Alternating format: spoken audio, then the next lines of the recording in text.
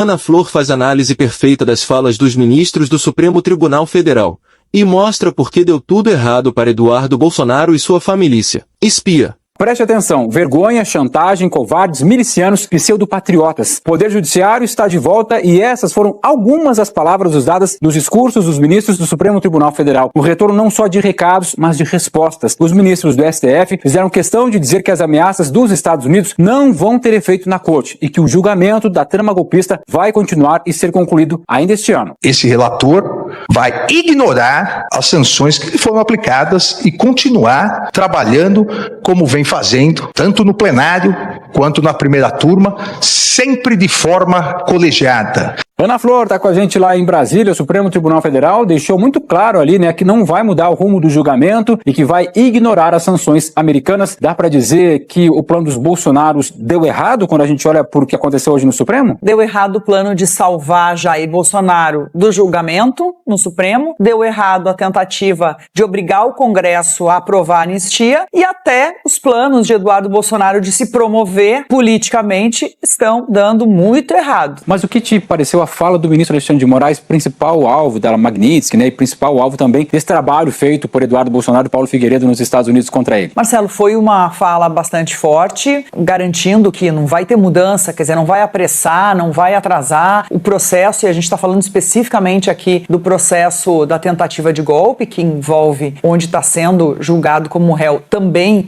Jair Bolsonaro, e é uma fala respaldada pelos outros ministros. Eu tive hoje lá no Supremo, isso era possível perceber. Há no Supremo essa ideia mais eloquente ou menos, né? Alguns ministros falam isso abertamente, outros são mais reservados, mas nenhum imagina que de alguma maneira haveria uma interferência, ou que o Supremo aceitaria uma interferência. O presidente da Corte, o ministro Luiz Roberto Barroso, fez uma introdução também mostrando como o Brasil já tem na sua história muitos casos, muitas tentativas de golpe, mesmo golpes, como essa história é permeada por essas tentativas, o papel do Supremo em vários momentos e como o Supremo tem que ser o lugar onde todos têm espaço, onde se julga a todos, se dá amplo direito de defesa, mas que o Supremo não pode ser alvo de pressão. Completado ainda com o discurso do decano, Gilmar Mendes, a gente também percebe, eu percebi isso claramente, que o Supremo sabe exatamente de onde vêm as ameaças. Bom, todo mundo consegue ver a partir dos vídeos de Eduardo Bolsonaro, por exemplo. Então,